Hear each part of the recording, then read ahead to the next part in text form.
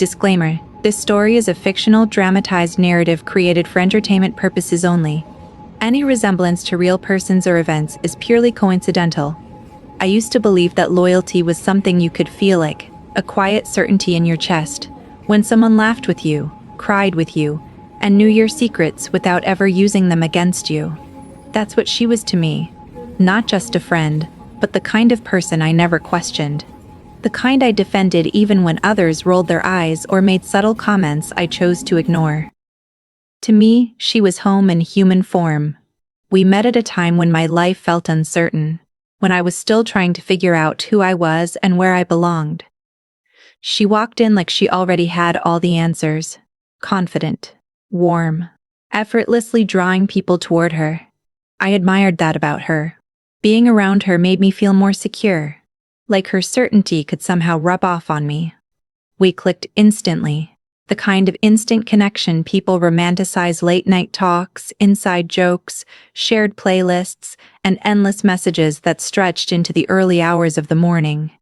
I told her things I had never said out loud before, not just surface-level confessions, but the kind that sit heavy in your chest. The fears, the insecurities, the moments I wasn't proud of. She listened like it all mattered. She remembered details I forgot I even shared. When I broke down, she was the first person I called. When something good happened, she was the first one I wanted to tell. It felt balanced, mutual. She shared her own stories too, her own pain. And I carried it carefully, like it was something fragile. There were small moments, though, things that didn't quite sit right, but I brushed them aside. Like the way she sometimes repeated my stories to others, adding her own dramatic spin while laughing it off as harmless.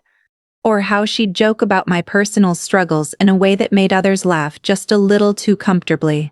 Whenever I felt that flicker of discomfort, I silenced it. I told myself I was overthinking, being too sensitive. After all, she was my best friend. She would never intentionally hurt me. Our friendship became a routine, almost a dependency. We texted constantly, sharing everything from trivial daily updates to deeply personal thoughts. It felt normal to send long paragraphs about my feelings, my frustrations, my opinions about people around us. I trusted her with my unfiltered self, believing that she understood the context behind my words, that she knew the difference between venting and meaning something seriously. That's what best friends do, right?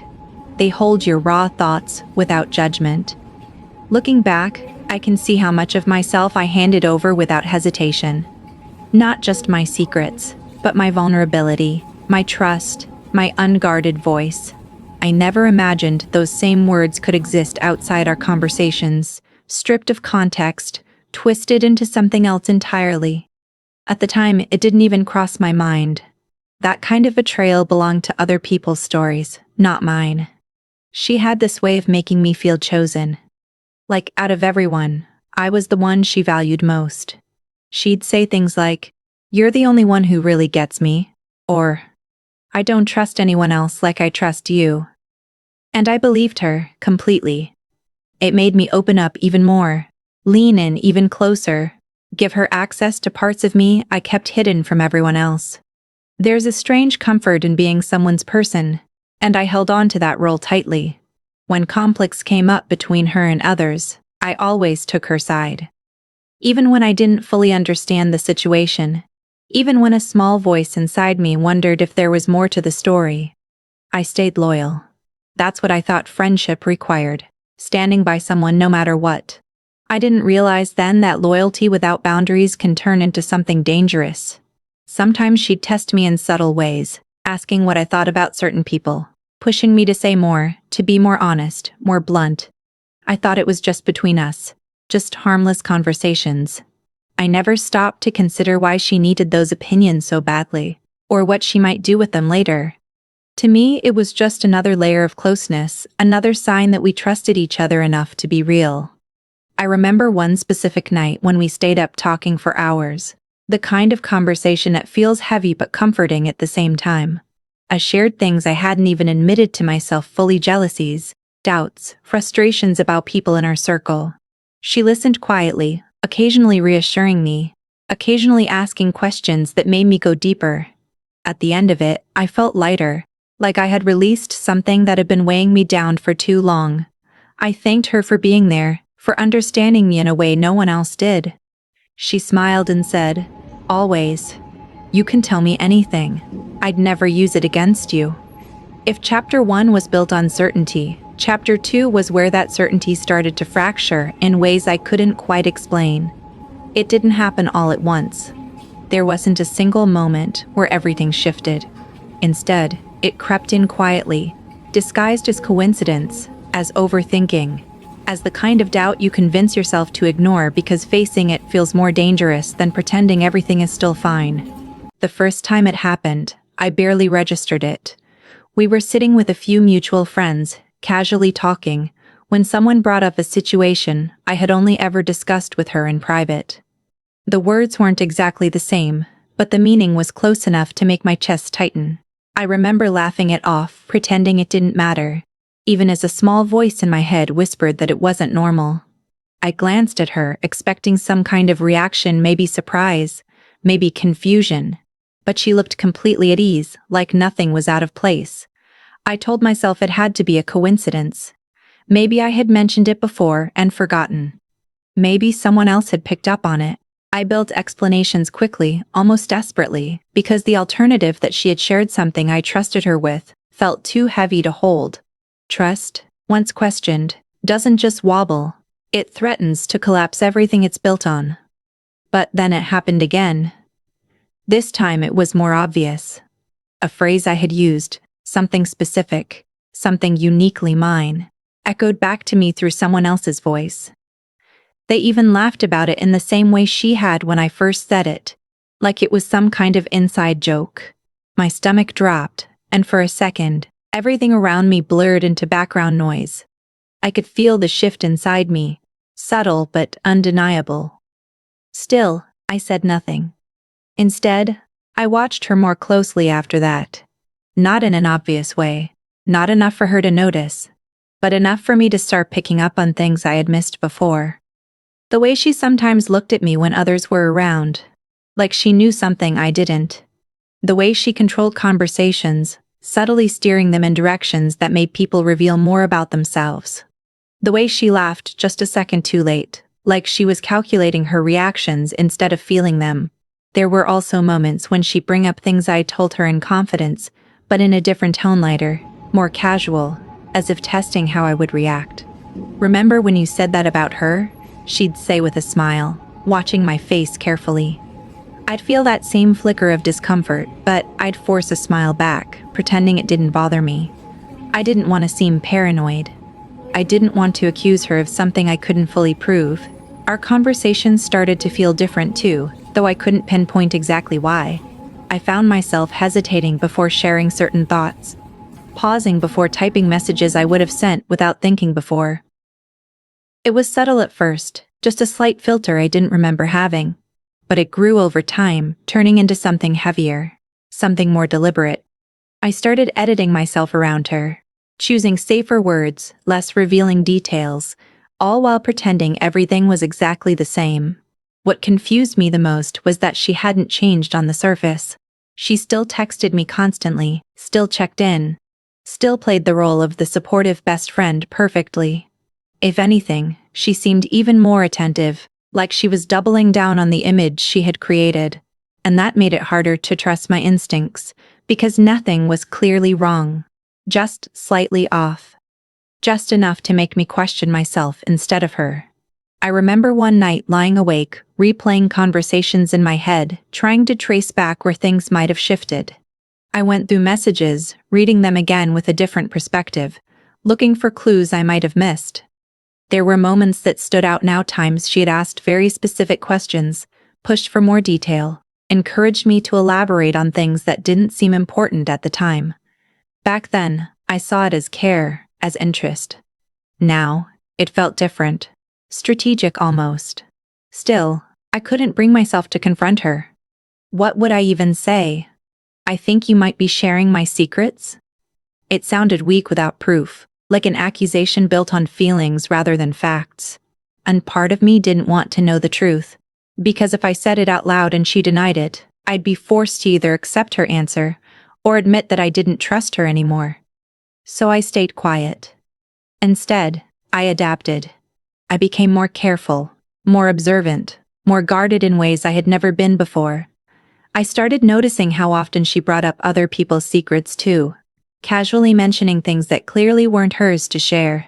The pattern was there, obvious once I allowed myself to see it. If she could do that to them, why wouldn't she do it to me?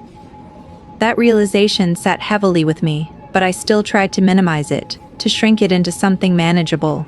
Maybe it wasn't as bad as it seemed. Maybe she didn't realize what she was doing. Maybe she just didn't see it the same way I did. I clung to those possibilities because they were easier than accepting what was slowly becoming clear. The truth was starting to form piece by piece, whether I wanted it to or not. And the more I noticed, the harder it became to ignore that something in our friendship wasn't just slightly off anymore. It was fundamentally broken in a way I wasn't ready to fully admit. I wish I could say I was prepared for what came next. That the small cracks I had started noticing gave me enough warning to soften the impact. But nothing could have prepared me for the moment suspicion turned into undeniable proof. There's a difference between feeling like something is wrong and seeing it laid out in front of you, clear and impossible to explain away. It started with a message I almost ignored. A girl from our extended circle. Someone I wasn't particularly close to texted me out of nowhere. Her tone was hesitant, like she wasn't sure whether she should even be reaching out. At first, I assumed it was something casual, maybe a question about plans or something minor. But then she asked me if I was okay. Not in the usual polite way, but in a way that felt loaded, like she already knew something I didn't. I remember staring at my screen, my fingers hovering over the keyboard, unsure how to respond. I asked her what she meant, trying to keep it light, trying not to jump to conclusions. There was a pause before she replied, longer than it should have been. When her next message came through, it was short, almost careful. I think you should see something. A few seconds later, my phone buzzed again. An image. For a moment I didn't open it. I just stared at the notification, my heart already starting to race, as if some part of me knew exactly what I was about to see. When I finally tapped on it, everything inside me seemed to go quiet at once. Like the world had muted itself just so I could absorb the damage more clearly. It was a screenshot of a conversation. At first glance, it didn't even register. My brain refused to process it, like it was protecting me from something too heavy to handle all at once. But then my eyes adjusted, focusing on the details, the names, the timestamps, the words. My words. Private messages. Things I had sent to her, thinking they would never leave our chat. Sentences I had typed late at night, vulnerable and unfiltered, now sitting there in a completely different conversation, stripped of context, surrounded by replies that twisted their meaning into something ugly. My chest tightened so suddenly, it felt hard to breathe. I zoomed in, as if getting closer would somehow change what I was seeing. As if maybe I had misunderstood. But there was no misunderstanding. It was all there, undeniable. Lines I recognized instantly, thoughts I remembered sharing, emotions I had trusted her to hold carefully. But she hadn't. She had copied them, sent them, shared them like they were nothing more than gossip. Like my vulnerability was entertainment. I felt a rush of heat, sharp and overwhelming, followed by a kind of cold that settled deep in my chest. My hand started to shake, not dramatically, just enough to make it hard to hold my phone steady. I scrolled through the image slowly, almost against my own will, reading every word, every reaction from the people she had sent them to. They were laughing, not openly cruel, not aggressively mocking, but enough. Enough to turn something personal into something humiliating. Enough to make me feel exposed in a way I had never experienced before. There were comments picking apart my words, interpreting them in ways that made me sound petty, dramatic, even fake. And she was right there in the conversation, adding to it, encouraging it, shaping the narrative. I didn't recognize that version of her. Or maybe I did, and I had just refused to see it before. Another message came in from the girl who had sent the screenshot. "There's more," she wrote. And there was. More screenshots. More conversations. Different group chats, different people, but the same pattern. My messages, my voice, my private thoughts, all circulating in spaces I didn't even know existed. It wasn't just one moment of betrayal. It was repeated, deliberate, ongoing. Each new image felt like another layer being peeled back, revealing just how deep it went. There were things I had said months ago, things I had completely forgotten about, now being brought back and dissected by people who had no right to them. Some of it was taken out of context. Some of it was exaggerated. Some of it was used to create narratives about me that weren't even true. And the worst part wasn't just what she had shared, it was how she had done it. She didn't just send my messages and stay neutral, she framed them. Added commentary. Inserted her own opinions in ways that made it seem like she was on their side. Like she was separate from me instead of the person I had trusted most. She turned my words into something else entirely. Something that fit whatever image she wanted to create. I could feel something inside me breaking. Not all at once, but in sharp, painful pieces. Every memory of our friendship started to replay in my mind. But now it looked different. Every conversation felt tainted. Every moment of trust felt misplaced. I kept thinking about all the times I had defended her. All the times I had chosen her without hesitation. All the times I had believed she would do the same for me. I had been wrong. The realization settled heavily, impossible to ignore now. This wasn't a misunderstanding. This wasn't me overthinking or being too sensitive. This was real, concrete proof of betrayal in its clearest form. She had taken the parts of me I trusted her with the most and handed them over to others like they were disposable. My phone kept buzzing with more messages, more screenshots, more evidence, but at some point, I stopped opening them. I couldn't take in any more. I had already seen enough to know that whatever I thought our friendship was, it wasn't real in the way I believed. I sat there for a long time, staring at nothing, trying to process how someone who once felt like my safest place could become the source of something that made me feel so completely exposed, so completely betrayed, and so completely alone. I thought the screenshots were the worst part, that seeing my private messages exposed was the peak of the betrayal. I was wrong. What hurt even more was realizing that those messages weren't just shared in random conversations, but inside a space that had existed right under my nose the entire time. A space where I was discussed, judged, and reduced to a version of myself I didn't even recognize. It started with one screenshot that looked different from the others. At first, I didn't notice why. It was still my message, still my words, but the layout felt unfamiliar. There were multiple people responding at once, their messages stacked in a way that didn't match a one-on-one chat.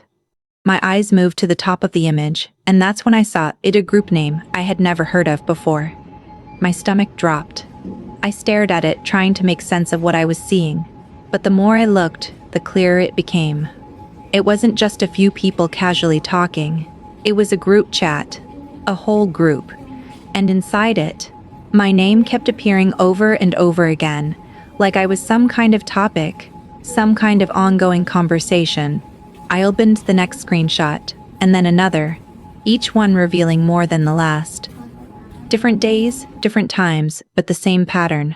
They talked about me like I wasn't real, like I wasn't someone they saw in person, laughed with, interacted with. They analyzed my behavior, mocked my reactions, and picked apart my personality like it was something to be studied and criticized. And she was always there. Not just present, but active. Leading conversations, sharing details, adding context that only she could know. She didn't hesitate. She didn't hold back. If anything, she seemed comfortable, like this was normal for her. Like discussing me behind my back in a group full of people was just another part of her routine. I felt something twist inside me, sharp and heavy. It wasn't just betrayal anymore. It was humiliation on a completely different level. These weren't strangers. These were people I saw regularly. People I had been around while they carried this version of me in their heads. A version built from half-truths, private messages, and whatever narrative she chose to create. I started recognizing names in the chat. Some of them were expected people I knew she was close to, but others caught me off guard. People who had smiled at me, joked with me, acted normal in every interaction we had. I replayed those moments in my mind, but now they felt fake, staged, like I had been the only one unaware of what was really going on. There was one message that stood out more than the rest. Someone had asked her directly why she was still friends with me, if she had so much to say. It was a simple question, but the answer she gave felt like a final blow. She laughed it off, saying something along the lines of, "It's entertaining," followed by a comment about how I was too easy to read. I read that line over and over again, hoping somehow it would change, that I'd misunderstood it. But it stayed the same, each time hitting just as hard as the first. Entertaining. That's what I'd been to her. Not a friend, not someone she cared about, but a source of amusement. A character in a story she controlled. Someone she could dissect and share whenever she wanted attention or validation from others. The worst part was realizing how long this had been happening. The timestamps stretched back weeks, even months. Conversations layered on top of each other, building a pattern that was impossible to ignore. This wasn't a one-time mistake or a moment of bad judgment. It was consistent, intentional, sustained. I felt exposed in a way that went beyond just my words being shared. It was my thoughts, my emotions, my vulnerabilities, all taken apart and displayed in a place I didn't even know existed. There's something deeply unsettling about knowing people have been forming opinions about you based on information you never chose to give them. I tried to think back to when it might have started, searching for a moment where I could say, "That's when everything changed." But there was no clear beginning. It felt like it had always been there, hidden beneath the surface of a friendship I thought I understood. Every interaction I had with her started to feel different in my memory. The way she asked questions, the way she reacted to things I said it, all took on a new meaning. It wasn't curiosity, it wasn't care, it was collection, gathering pieces of me to use later, to share, to turn into something else. I realized then that I had never really known her, not in the way I thought I did. The version of her I trusted was just one side, carefully presented, while another version existed behind the scenes, one that I had only just started to see. My phone felt heavy in my hand as I kept scrolling, even though every part of me wanted to stop. It was like watching something fall apart in slow motion, unable to look away even when it hurt. I wanted to deny it, to find some explanation that would make it less severe, less intentional, less cruel. But there was nothing left to reinterpret.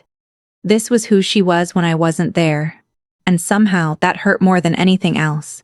The realization that while I was showing her my most real, unfiltered self, she was showing a completely different version of me to everyone else, shaping how they saw me, controlling a narrative I didn't even know I was part of, and leaving me completely unaware that the place I thought I belonged had turned into a space where I was constantly being watched, judged, and quietly torn apart. The weight of everything I had seen didn't hit me all at once.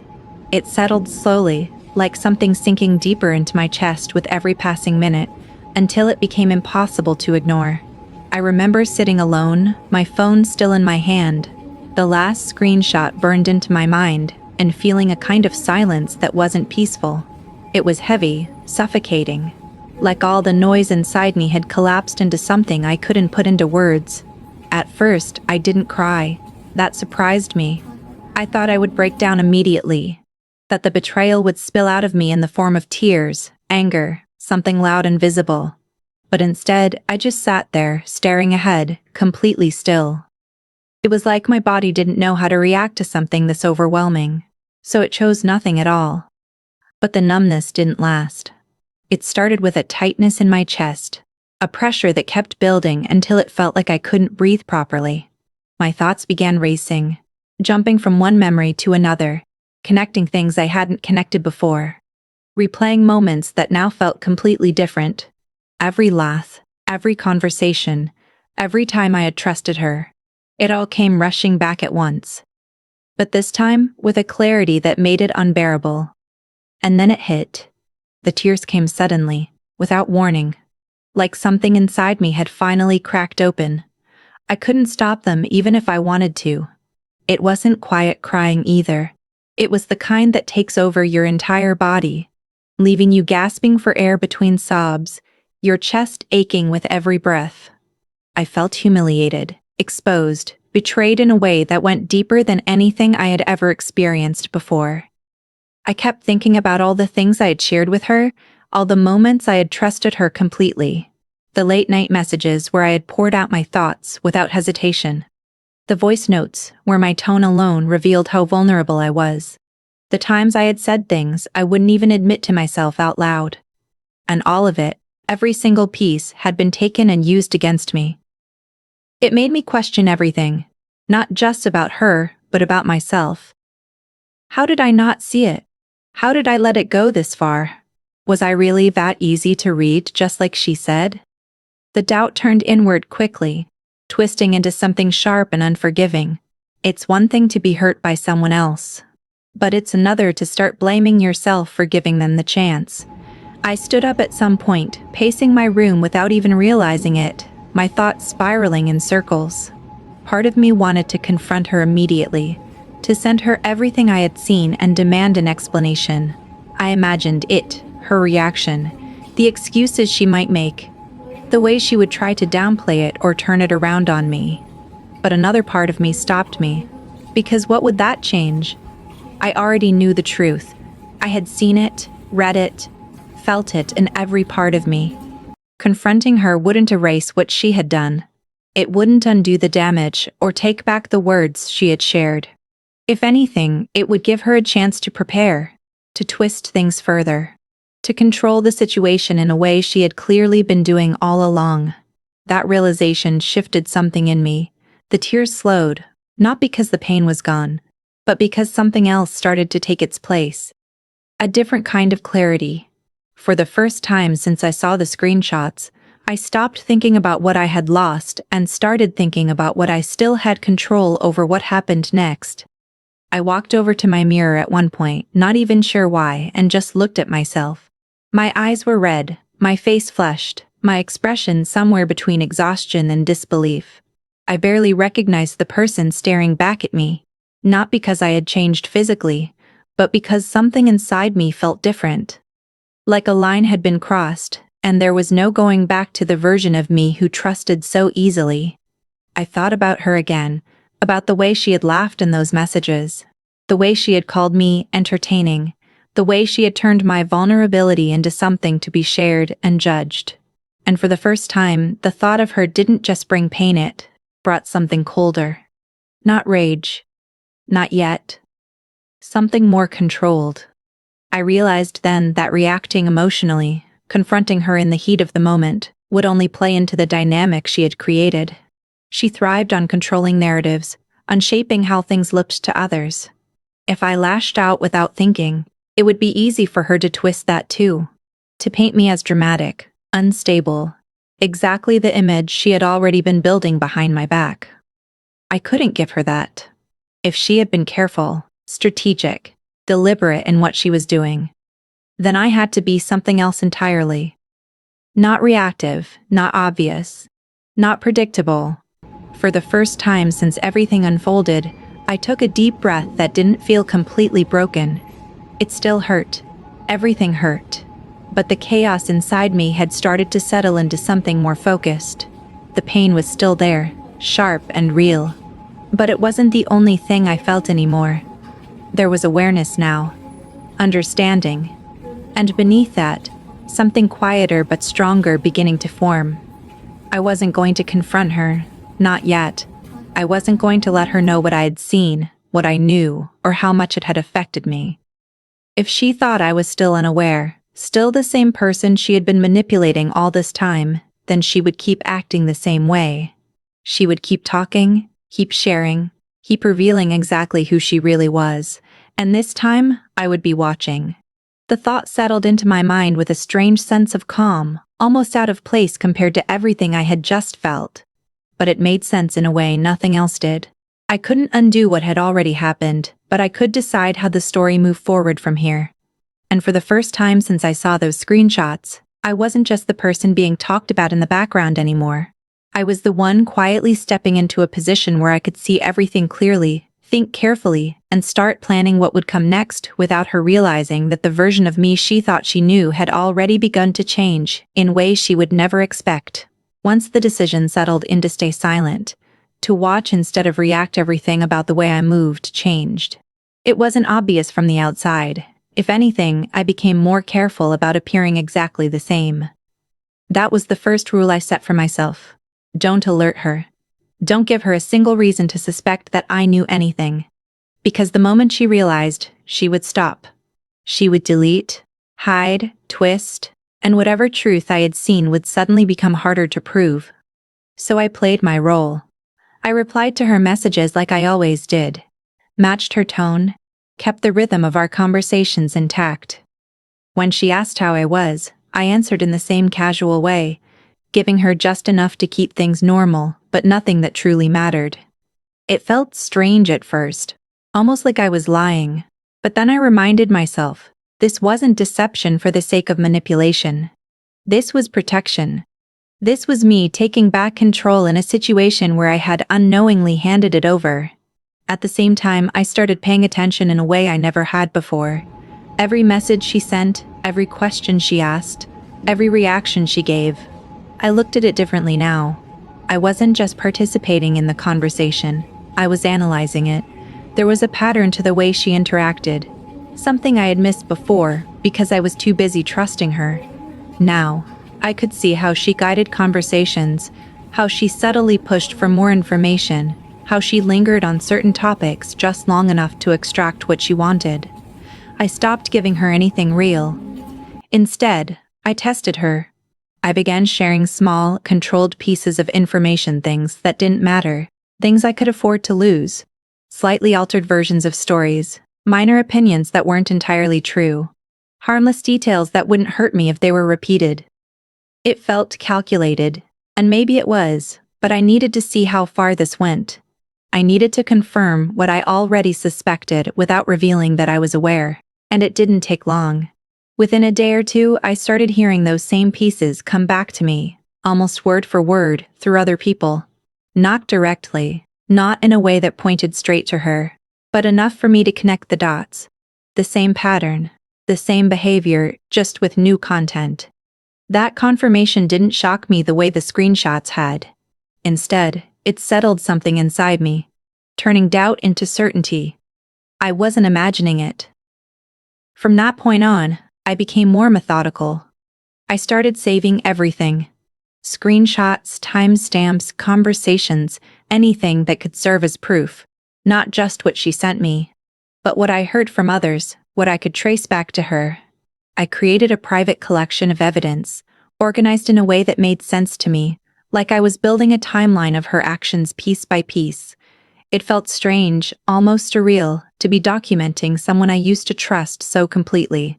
There was a time when I would have defended her without question, when I would have believed any explanation she gave me. Now, I was quietly preparing for the moment, when explanations wouldn't matter anymore, when the truth would have to stand on its own. I also started paying attention to the people around us, the ones in that group chat, the ones who had seen my messages, who had participated in those conversations. I watched how they interacted with me in person, looking for signs that they knew more than they let on. Some of them avoided certain topics around me. Some seemed overly normal, like they were trying too hard to act like nothing had changed. And then there were a few who slipped small comments, subtle hints that confirmed they had seen things they were never meant to see. It was unsettling, but it also gave me more clarity. This wasn't just about her anymore. It was about an entire dynamic that had been built around me without my knowledge. A space where my identity had been shaped and reshaped through conversations I was never part of. Through all of this, I stayed consistent in how I treated her. I laughed when she joked, responded when she texted, showed up when we had plans. If anything, I made sure there was nothing in my behavior that could be traced back to suspicion. That was the hardest part. Not letting the anger show. Not letting the hurt leak through in ways she could notice. Because it was still there. Every time I saw her name pop up on my screen, there was a moment, a split second, where everything I knew flashed through my mind. The screenshots, the group chat, the comments. But I learned to push it down, to separate what I felt from what I showed. It wasn't about pretending everything was fine. It was about timing. I needed more. More proof, more clarity, more understanding of how far this had gone. Not because I doubted what I had already seen, but because I knew that if I was going to do anything about it, it had to be done right. No gaps, no assumptions, no room for her to deny or twist things in her favor. She had spent months controlling the narrative, shaping how others saw me behind my back. If I was going to step into that space and change it, I couldn't do it halfway. There were moments when I questioned what I was doing, when the weight of it all felt too much. It would have been easier to walk away, to cut her off and leave everything behind. But the thought of her continuing the same behavior, doing the same thing to someone else, acting like nothing had happened, it didn't sit right with me. This wasn't just about ending a friendship anymore. It was about exposing something that had been carefully hidden, something that had affected more than just me. And the more I watched, the more I gathered, the clearer my next steps started to become. Not impulsive, not driven by emotion alone, but built on everything I had seen, everything I had documented, everything I had quietly endured while she continued to believe that I was still completely unaware of the role she had been playing all along. By the time I reached this point, the hardest part wasn't gathering evidence anymore. It was maintaining the illusion. Acting normal had become a strategy, not a reflex, and every interaction with her felt like stepping onto a stage where I had to perform a version of myself she still believed in. The version that trusted her, laughed with her, told her things without hesitation. The version she thought she still had control over. And I gave her exactly that. If anything, I leaned into it more than before. I became slightly more open, slightly more relaxed, just enough to reinforce her assumptions. I didn't overshare anything real, but I made it seem like I was. I'd tell her small, harmless stories with just enough emotional tone to feel authentic. I let her believe she was still getting access to me, still holding that position of trust she had quietly been exploiting all along. It worked. She didn't pull back. She didn't become cautious. If anything, she seemed more comfortable, more confident in the dynamic she thought was unchanged. She continued asking questions, continued reacting in that familiar way, nodding along, offering advice, playing the role she had perfected. Watching it now felt different. I could see the mechanics behind it. The pauses, the way she chose her words, the subtle shifts in tone when she wanted me to go deeper into something. And I followed her lead, but on my terms. Every conversation became a calculated exchange. I wasn't just responding anymore. I was guiding, steering topics in directions that would reveal more about her, about how she operated, about what she was willing to say when she thought she was in control. I paid attention to how she spoke about others, how easily she shared things that clearly weren't hers to share. It wasn't limited to me. I had just been the most convenient source. There was something unsettling about how natural it seemed for her. At times, I'd bring up people from the group casually, like it was just part of normal conversation, and watch how she reacted. Sometimes she'd hesitate, just for a second, before answering. Other times she'd speak freely, offering opinions that felt too detailed, too informed to come from simple observation. It confirmed what I already knew. She wasn't just listening to people, she was collecting them. I also started noticing how she positioned herself in every story. She was always slightly removed, slightly better, slightly more aware than everyone else. Even when she shared something negative, she framed it in a way that made her look justified, like she was simply reacting to other people's flaws. It was subtle but consistent, a pattern I had never questioned before, but now couldn't unsee. While she continued playing her part, I refined mine. I became careful with timing, spacing out my responses, sometimes letting conversations breathe longer than I normally would. I didn't want to seem too available, too predictable. At the same time, I made sure not to create distance that would raise suspicion. It was a balance close enough to keep her comfortable, distant enough to stay in control. There were moments when it felt almost surreal, like I was watching the friendship from the outside instead of living inside it. I'd catch myself mid-conversation, aware of every word, every reaction, every expression on her face. And behind all of it, there was a quiet awareness that none of this was real anymore. Not in the way it used to be. But I didn't let that show. Instead, I used it. I began planting things more deliberately, not lies that could backfire, but controlled narratives. Opinions that sounded genuine but were intentionally incomplete. Stories that hinted at something without fully revealing it. I wanted to see how she handled information that wasn't fully formed, how she would fill in the gaps when she shared it with others. And she did exactly what I expected.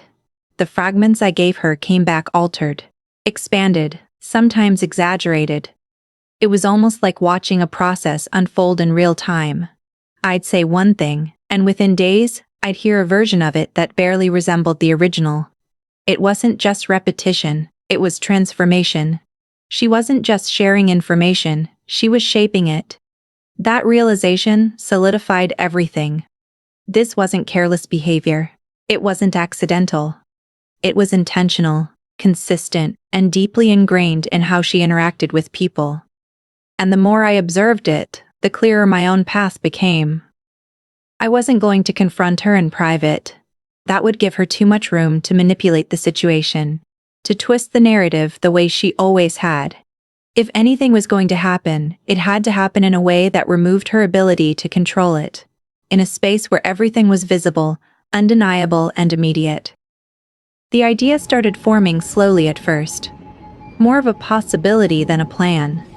But the more I thought about it, the more it made sense. She had built her version of me in front of an audience. She had shared my words, my thoughts, my vulnerabilities with people who had no right to them. So if the truth was going to come out, it wouldn't be hidden either. I started thinking about timing, about setting, about how to bring everything together in a way that couldn't be interrupted or dismissed. It had to be precise. Not rushed, not emotional, not something she could deflect with a quick excuse or a well-practiced reaction. Every piece of evidence I had gathered, every pattern I had observed, every moment I had quietly endured it, all had to lead somewhere. It couldn't just sit in my phone as proof of something only I had seen. It had to be shown, understood, acknowledged by the same kind of audience she had been performing for behind my back. And the more I stayed close to her, the more I played along, the easier it became to see exactly where that moment could happen, how it could unfold, and how I could make sure that when it did, there would be no way for her to talk her way out of it. No way to reshape what everyone would see with their own eyes, and hear with their own ears in a way that left no space for doubt, no space for denial, and no space for her to hide behind the version of herself she had spent so long carefully constructing.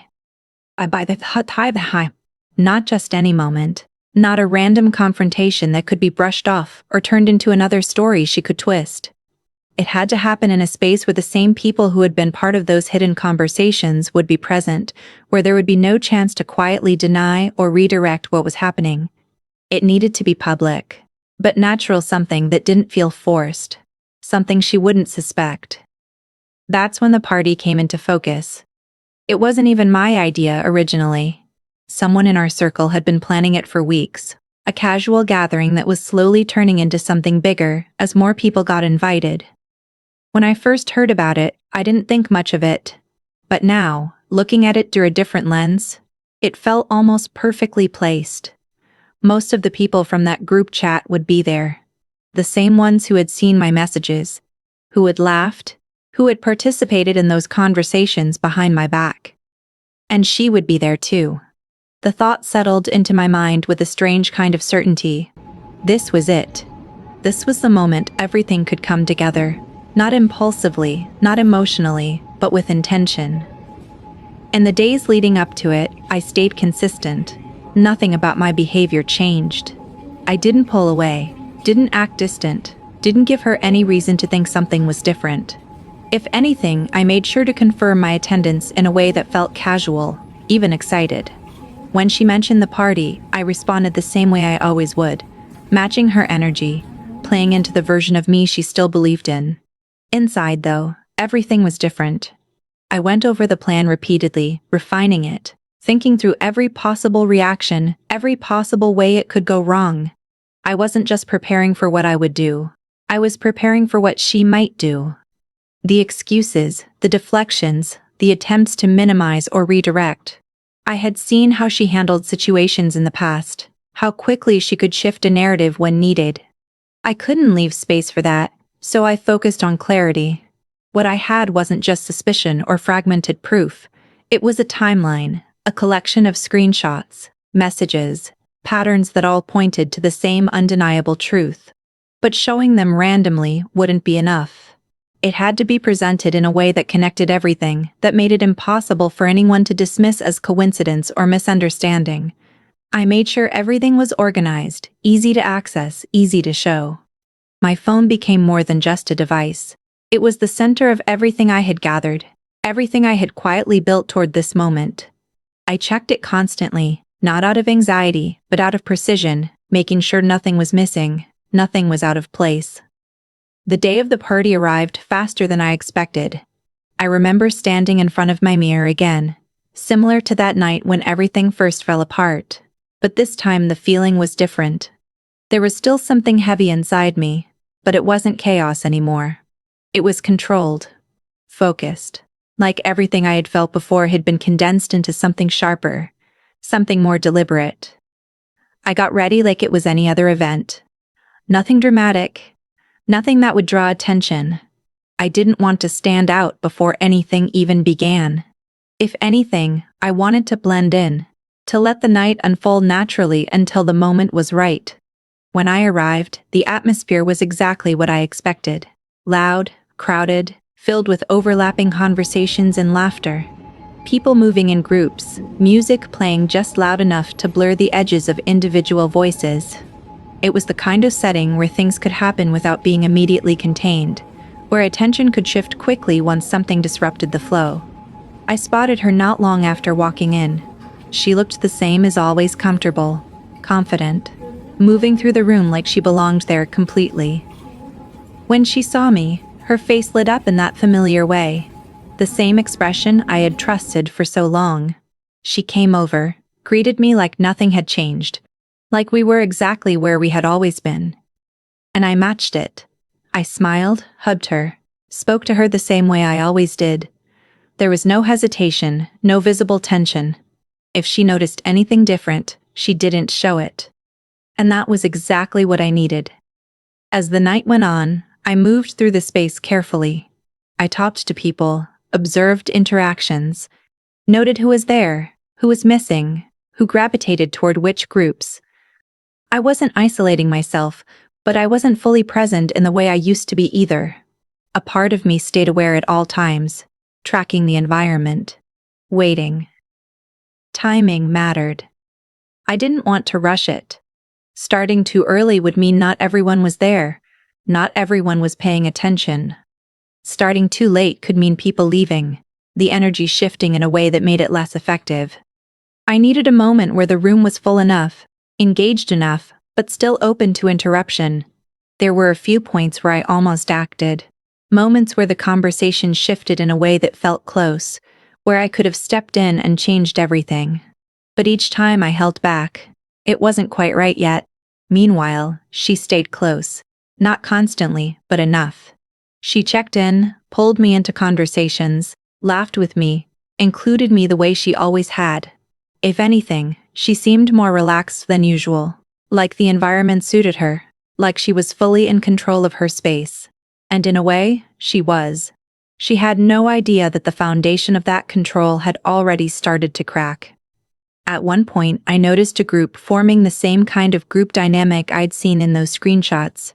Familiar faces, familiar energy. Conversations overlapping, people reacting, sharing, building off each other's words. It looked almost identical to the digital space I had been watching from the outside, just brought into the real world. That's when I knew. This was the moment I had been waiting for. The moment I decided to act didn't feel dramatic or loud the way people imagine these things.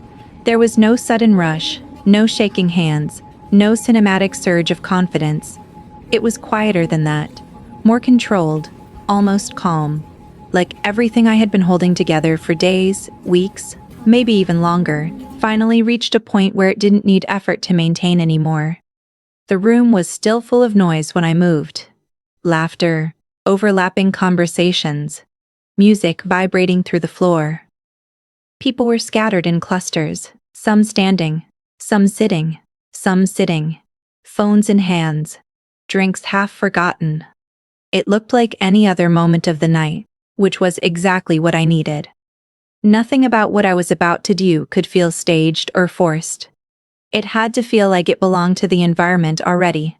She was nearby, not watching me closely, not suspicious, just existing in her usual space, comfortable, visible, at ease in the way she always was when she believed she was in control of a situation. That comfort was important. It meant she wasn't prepared for disruption. I waited until I could see the right group around her. The same faces I had recognized from the screenshots, from the conversations I had read and reread, until they were burned into my memory. People who had been part of that hidden version of my life, without ever acknowledging it in front of me. That mattered more than anything else. Because this wasn't just about her. It was about everyone who had been part of it and pretended otherwise. I stepped closer, not abruptly, not drawing attention, just enough to enter the space naturally, as if I had every right to be there, because I did. My hand was steady when I reached into my pocket. That surprised me, even briefly. I expected some physical reaction, some hesitation, but there was none. I unlocked my phone. The screen brightness felt sharper than usual in the dim light, but no one noticed yet. Not until I raised it slightly, positioning it in a way that would make what came next visible to more than just her. That was intentional. I didn't want this contained. I didn't want it whispered about later in fragments. I wanted it seen. Her voice was mid-sentence when she noticed me. At first, it was just a glance. A normal interruption glance. Confused, slightly amused, waiting to see what I was doing. There was no alarm in her expression yet. None at all. That only came later. I tapped the screen. The connection to the speaker system clicked almost instantly. That sound alone changed the atmosphere in the room, though no one understood why yet. A few people turned their heads, noticing the shift in focus. Conversation slowed without stopping completely. It was the kind of pause that happens when people sense something is about to happen but don't know what.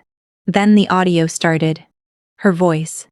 Clear, unmistakable, coming from the speaker. The effect was immediate, but not explosive yet. At first, people were still trying to understand what they were hearing. Some laughed nervously, assuming it was some kind of joke or recording taken out of context. Others looked confused, shifting their attention between the phone and her face. But then the words continued. Not random words, not harmless clips. Full sentences, conversations, private exchanges. The kind of things no one in that room was supposed to hear outside of a one-on-one space. My messages. My voice in text form, read out loud by someone else, dissected, followed by reactions. Her voice layered over them, commenting, laughing, framing them in ways that stripped away context and reshaped meaning. Every line that played made something in the room shift slightly more. People started recognizing patterns. Familiar phrases, familiar situations, familiar references that connected directly to me. I could see the moment it clicked for some of them, the confusion turning into recognition and then into discomfort. Because it wasn't just random content, it was specific, personal. Her expression changed first. Not dramatically, not immediately breaking into panic, but enough. The smile faded in a way that didn't look natural. Her eyes flicked between me, the phone, and the people around us, trying to recalibrate what was happening. There was a split second where she seemed to consider interrupting, saying something, taking control of it before it spread further. But it was already too late. More people were paying attention now. The room that had been scattered moments ago was slowly pulling into one point. Conversations stopped entirely in some areas. Heads turned. Phones were lowered. The atmosphere shifted from casual to focused, like everyone was unconsciously realizing they were part of something unfolding in real time. The audio kept going. Not just one message, not just one conversation, a chain of them, each one building on the last, each one adding weight to what was already becoming impossible to ignore. The more it played, the less room there was for interpretation. I didn't look away from her. That part mattered more than anything else. I needed to see it. Not just hear the reaction around me, but watch her process it as it happened.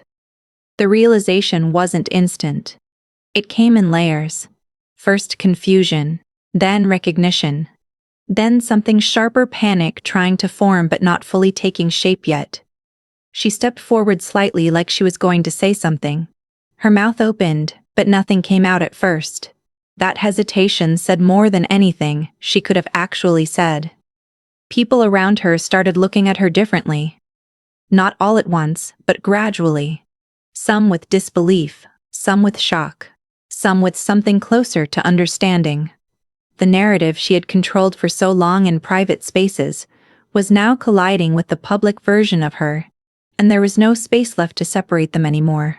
The audio was still playing when I finally lowered my phone, not because it was over, but because it no longer needed me to hold it up. The moment had already shifted beyond my control. It belonged to the room now, to everyone hearing it at the same time, forming their own conclusions without needing explanation. Her eyes finally locked onto mine properly. Not playful anymore. Not playful anymore. Not confident. Something more unstable. Something that understood, even if she didn't want to accept it yet, that whatever version of reality she had been maintaining was no longer intact.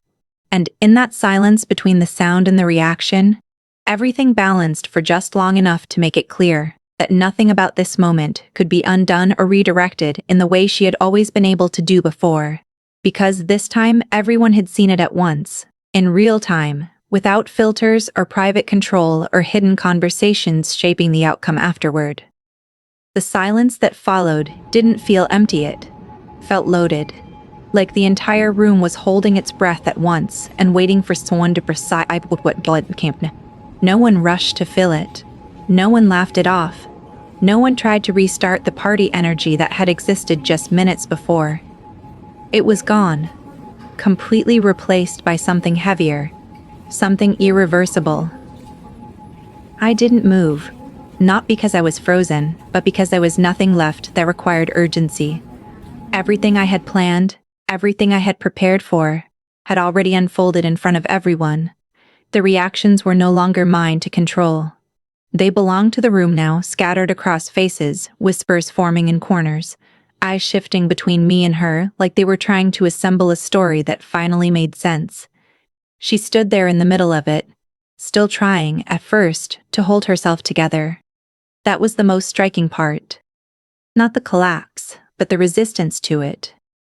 Her expression kept shifting, like she was searching for the correct version of herself to present. The confident one, the friendly one, the innocent one. But none of them were landing properly anymore. People were no longer reacting to her image. They were reacting to what they had just heard.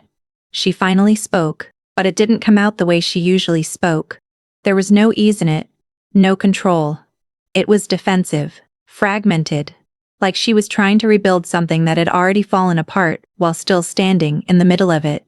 She said things quickly at first, words overlapping, trying to explain, trying to interrupt what had already been understood. But the problem wasn't confusion anymore. It was clarity. I could see it in the way people looked at her. That shift when belief changes direction. Not all at once, not dramatically, but gradually, person by person, realization settling in. Some looked uncomfortable, like they were reconsidering their own involvement. Others looked away entirely, suddenly aware of how much they had accepted without questioning. And then there were the ones who had seen the messages directly, the ones who had been in those group conversations. They weren't speaking much. They didn't need to. Their silence said enough. There's a particular kind of silence that comes from knowing you're no longer just an observer. You're part of what's being exposed. She tried to turn toward them, like she could still pull something back from it, like individual reactions could be separated again, but it didn't work. Every attempt to redirect attention only made the situation feel more solid, more real. At some point, her eyes came back to me, not with the same confidence as before, not even with anger yet. Something closer to disbelief mixed with realization, like she was trying to understand when the shift happened, when control stopped being hers. But there wasn't a single moment she could point to anymore. It had already happened piece by piece, before she even noticed. I didn't speak immediately. That mattered. The absence of my response filled the space more than any argument could have. Because anything I said in that moment would have turned it into a back and forth. And this wasn't that kind of moment anymore.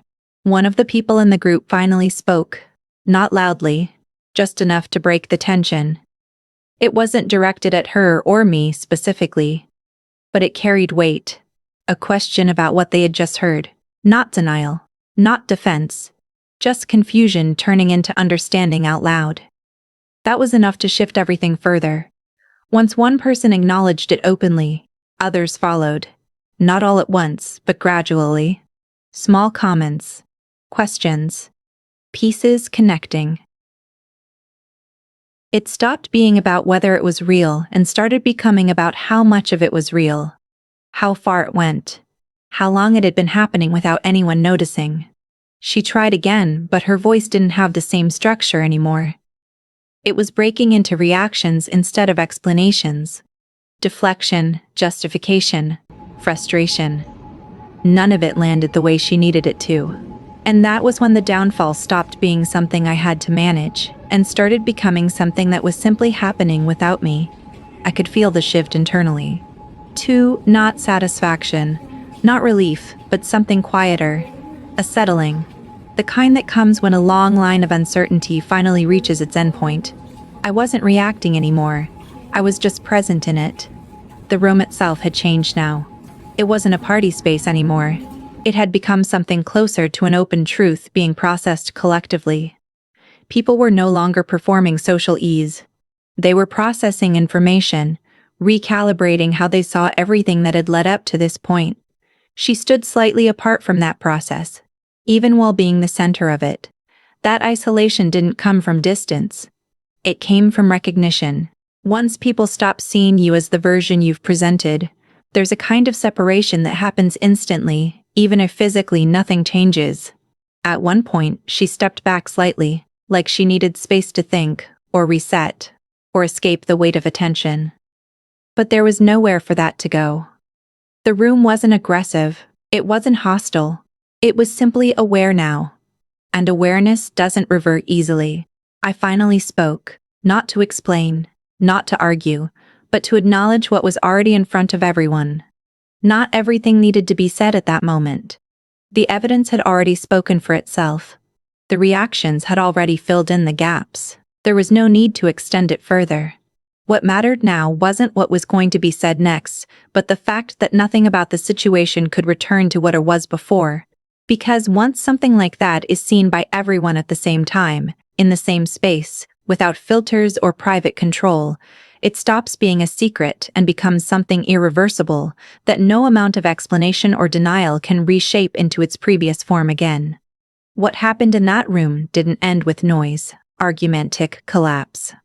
It ended the way certain truths always do when they finally surface quietly, with people standing in place longer than they expected, trying to make sense of something that can no longer be unseen or unheard.